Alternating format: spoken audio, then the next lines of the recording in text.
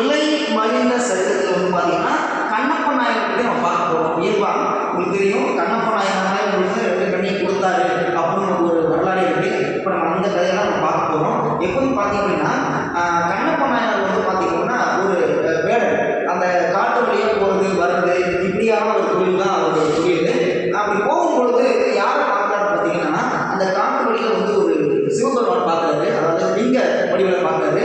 அந்த லிங்க வடிவத்தை பார்க்கறதுக்கு அந்த பார்த்த உடனே அவர் கவர்ந்து இருக்குது. அந்த லிங்க வடிவம் எடுத்த உடனே நம்ம வந்து இதை வந்து ஏதாவது பண்ணணும், ஏதாவது ஒன்று பண்ணணும் அப்படின்னு நினைக்கிறாரு. ஆனால் அந்த லிங்கத்தில் வந்து பார்த்தீங்கன்னா டெய்லி ஒரு பிராமணர் என்ன பண்ணுறாருன்னா பூஜை பண்ணுறாரு.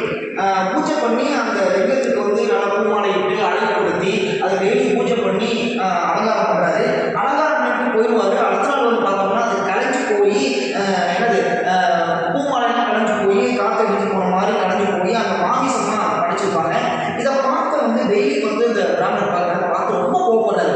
ஏன்னா நம்ம டெய்லி வந்து சுத்தப்படுத்துகிறோம், சிவபெருமானுக்கு பூஜை பண்ணுறோம், ஆனாலும் காலையில் வந்து பார்த்தோம்னா இதை மாதிரி அசிங்கப்படுத்தி வச்சுருக்காங்களே, இப்போ இது யார் தான் பண்ணுவா அப்படின்னு சொல்லிட்டு ஒரு நாள் மறைந்திருந்து பார்க்குறாரு.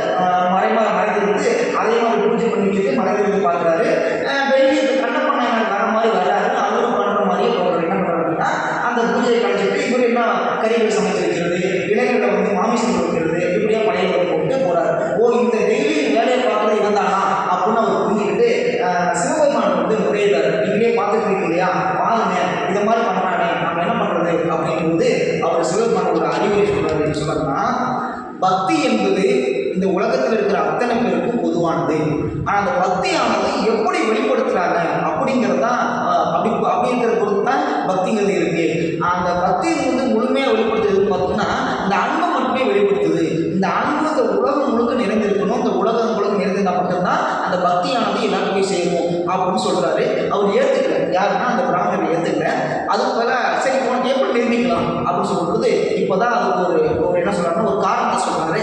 சரி நீ எப்போதும் போல மறைந்தது, நான் அவனுடைய பக்தியை வந்து நான் நிரூபிக்கிறேன், அப்போ நீ புரிஞ்சுப்போ அப்படின்னு சொல்கிற மாதிரி சொல்கிறாரு. அடுத்த நாள் காலையில் வந்து அதே மாதிரி கண்ணப்ப நாயகர் டெய்லி என்ன பண்ணுவாரோ அதே மாதிரி அவரும் அது பண்ணுறாரு. என்ன பண்ணுறாருன்னா அந்த பூமாலையெல்லாம் கடைச்சி விட்டு மாமிசத்தை வந்து படைக்கிறாரு. படைக்கும் பொழுது ஒரு கண்ணிலிருந்து அவருக்கு ரத்தம் வருது. யாருன்னா அந்த சிவபெருமானுக்கு வந்து ரத்தம் வருது. வந்த உடனே இவருக்கு மனக்கணக்கு நினைக்கிறாரு கண்ணப்ப நாயகர். ஐயோ என்ன பண்ண தெரியாம போய் தொடச்சி விடுறாரு. பச்சை போல எப்படி குழந்தை தொடச்சி விடுமோ அது போல போய் தொடச்சி விடுறாரு, கணக்கு தொடச்சி விடுறாரு. திரும்ப ரத்தம் வடிக்கிட்டே இருக்கு. இந்த ரத்தத்தை எப்படியா நிறுத்தணும் அப்படின்னு சொல்லி என்ன பண்ணுறாருன்னா தன்னுடைய ஒத்த கண்ணை நோண்டி அந்த சிவலிங்கத்துக்கு வைக்கிறாரு. வச்ச உடனே அந்த ரத்தம் நின்றுச்சு. ஆனால் இவருக்கான ரத்தம் வடிக்குது. அதையெல்லாம் பொருள்படுத்தாம ரொம்ப சந்தோஷப்படுறாரு. என்ன சந்தோஷப்படுறாருன்னா, நான் என் கண்ணை வந்து சிவபெருமான் கொடுத்துட்டேன், என்னால் வந்து கண்ணில் இருந்த ரத்தம் நின்றுச்சு, ரொம்ப சந்தோஷமா இருக்கு அப்படின்னு ஆனந்தமாக இருக்கும் பொழுது திரும்பவும் அடுத்த ஒரு கண்ணுக்கு ரத்தம் வருது. ரத்தம் வந்த உடனே அதையும் வந்து என்ன பண்ணுறாருன்னா அதே மாதிரி அந்த கையை வச்சிருக்க அன்பு நாளை எடுத்து நோண்டி அந்த கண்ணை வந்து இன்னொரு இதுக்கு வைக்கிறாரு. வச்ச உடனே அதுவும் அவர் ரத்தம் வந்து நின்றுச்சு. இவருக்கு பேரானந்தம்னா தான் கண்ணை கொடுத்ததுனால சிவபெருமானுக்கு ரத்தமே நின்றுச்சு அப்படின்னு பேரானந்தம் படுறாரு. பட்ட உடனே இவருக்கு என்ன ஆனந்தமா இருக்கு. ஆனால் இவருக்கு கண்ணு இல்லை. இப்போ 2 கண்ணுமே இறந்துட்டாரு. யாரு? கண்ணப்ப நாயகர் கண்ணை இழந்துட்டாரு. இப்போ இழந்துட்டு இப்போ இவரால் கண்ணை இழந்து எங்கேயும் போக முடியாது, எங்கேயும் வர முடியாது.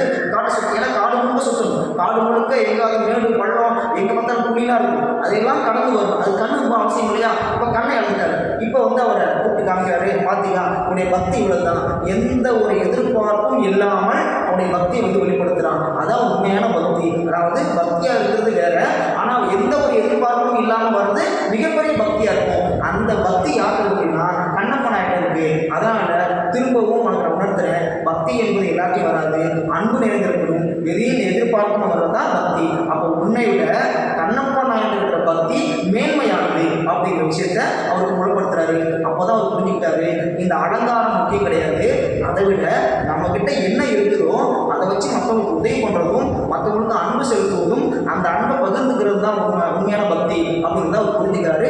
புரிஞ்சுக்கிட்டு திரும்பவும் சிவபெருமான் என்ன பண்ணுறாருன்னா கண்ணப்ப நாயகருக்கு திரும்பவும் கண்ணையே கொடுக்குறாரு. மிகப்பெரிய ஆனந்தம், எனக்கு கண்ணு வந்துருச்சு, அதே என்னுடைய பக்தியை நான் வெளிப்படுத்திட்டேன் அப்படிங்கிற விஷயத்தை கண்ணப்ப நாயகர் வந்து வெளிப்படுத்துறாரு. இது மட்டும் இல்லை, நமக்கு பாடத்திட்டமாக இருக்கிறதுனா இலை மறைந்த சரித்திரம். அப்போ இலை மறைந்த சரித்திரத்தில் என்ன பார்த்தீங்கன்னா என்னெல்லாம் இலை கொண்டு அவர் வந்து படையை போட்டாரு அப்படிங்கிற விஷயத்தை புலப்படுத்துகிற மாதிரி இந்த கண்ணப்ப நாயகர் காலம் அமையுது.